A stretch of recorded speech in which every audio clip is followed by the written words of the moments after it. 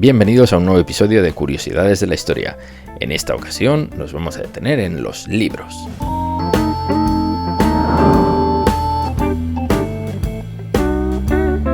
El alemán Johannes Gutenberg pasa por ser el inventor de la imprenta tal cual hoy la conocemos, es decir, la imprenta con tipos móviles, en torno a 1449. Había algunos precedentes de inventos similares, pero Gutenberg supo darle forma para que revolucionara la cultura mundial. El primer gran libro que se imprimió fue la llamada Biblia de Gutenberg, o Biblia de 42 líneas, por el número de líneas que tenía, y fue impreso en Maguncia, en Alemania. Tenía 1282 páginas. Sin embargo, Gutenberg no era tan insensato como para lanzarse a un proyecto de tal envergadura sin antes probar profundamente su nueva imprenta de tipos. Así que el primer libro que salió de su imprenta en realidad fue el Misal de Constanza, un libro que contenía las oraciones y rúbricas que se usaban durante la celebración de la misa. Del Misal solo se conservan en todo el mundo 3 ejemplares, y como se imaginará, valen una fortuna.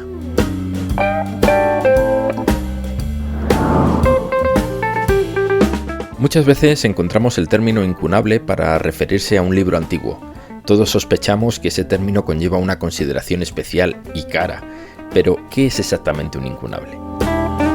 Un libro incunable es todo aquel que se editó en el siglo XV, más concretamente desde la invención de la imprenta por Gutenberg en torno a 1449 y el año 1500. Se les llama incunables desde el siglo XVII, por considerar que se encontraban en la cuna de la primera infancia de las artes gráficas. Se calcula que en ese periodo se imprimieron unas 35.000 obras distintas. Entre los incunables más valorados están aquellos que salieron de los talleres del alemán Gutenberg, pero también los de las imprentas italianas de Nicolas Hensen, Aldo Mannuccio y los de la primera imprenta inglesa de William Caxton.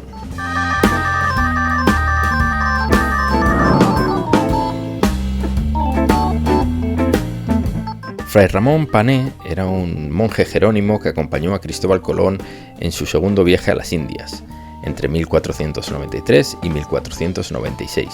Además de ser tal vez el primer europeo en aprender una lengua indígena americana, el taíno, que se hablaba en la isla de la Española, actuales Haití y República Dominicana, Fray Ramón pasa por ser el autor del primer libro escrito en América. Se titulaba Relación acerca de las antigüedades de los indios y constituye un valioso testimonio etnográfico de las costumbres y cultura del pueblo taíno.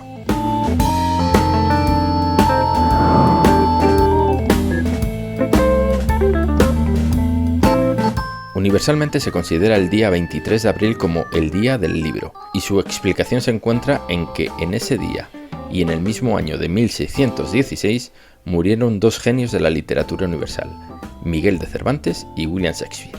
Sin embargo, esto no es cierto del todo. A finales del siglo XVI, el Papa Gregorio XII adelantó el calendario 10 días, razón por la que el calendario se conoce como calendario gregoriano, y que es nuestro calendario actual. Aquella medida fue adoptada inmediatamente por los países católicos como España, Italia o Francia. No obstante, Inglaterra no cambiaría a ese nuevo calendario hasta el siglo XVIII, por lo que se siguieron rigiendo por el llamado calendario juliano. Esto significa que Shakespeare murió efectivamente un 23 de abril, pero en el calendario gregoriano ese día correspondía al 3 de mayo. Es decir, Cervantes y Shakespeare murieron un 23 de abril de 1616, pero no murieron el mismo día. Existe un libro que no se sabe cuándo se escribió, que fue escrito por un autor anónimo, usando un alfabeto desconocido y en un idioma no identificado. Es el manuscrito Voynich.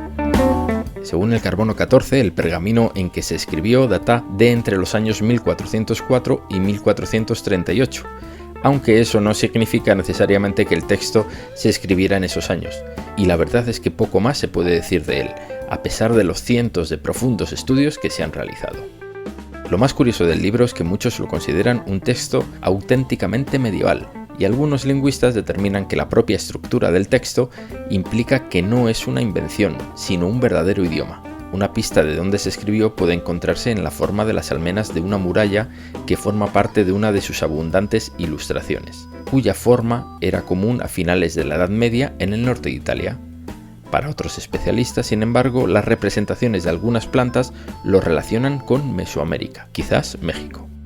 El libro consta de 240 páginas manuscritas en las que abundan ilustraciones de plantas, conceptos astronómicos, farmacia, recetas para elaborar lo que parecen productos químicos, etc.